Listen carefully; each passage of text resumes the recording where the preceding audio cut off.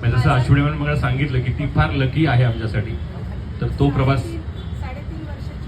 3.5 वर्षाची जेव्हा ती होती, म्हणजे मग तो बाळाचे पाय पाळण्यात दिसतात तर डायरेक्ट सोन्यात दिसले हो इकडे. तसा प्रवास खूप मोठा आहे. लक्ष्मी ज्वेलर्स आणि मी आता म्हणणार नाही की असं बिझनेस आहे, बट फॅमिली सारखं आहे ते. मी खरं बोललं तर मला आता काही सुचत नाहीये. ऍक्च्युली अश्विनी आत्या, मी आत्याच म्हणते. आणि आत्या लाडाने काय म्हणते हे मगाशी ऐकलं मी. आत्या काय म्हणते माईक मध्ये सांग. ती माझी लक्ष्मी आहे.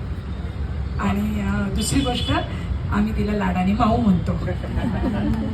जोरदार टाळ्या. आणि आपलं हे असंच सोन्यासारखं निर्मळ नातं असंच हे तिचं झळाळी वैभव घेत राहा. पाहून मला खूप आनंद होतोय. आजच्या या 8 मार्च जागतिक महिला दिनाच्या निमित्ताने माऊची जी कीर्ती आहे, आम्ही माऊच म्हणतो सगळे, म्हणजे अगदी श्री लक्ष्मी ज्वेलरचे जे ओनर आहेत किसन वर्मा सर सुद्धा तिला माऊच म्हणतात. कारण ती आहे ना, अगदी 3.5 वर्षाची तिचं पहिलं शूट.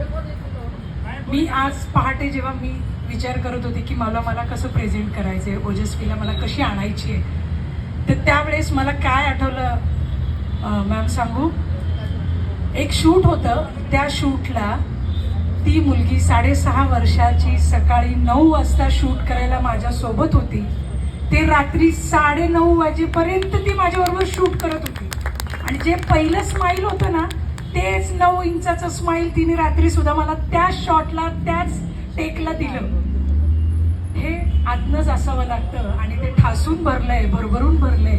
तर मी तिच्या आईला आजच्या दिवसात तिचं नाव नाही घेतलं तर तिचा अपमान होईल.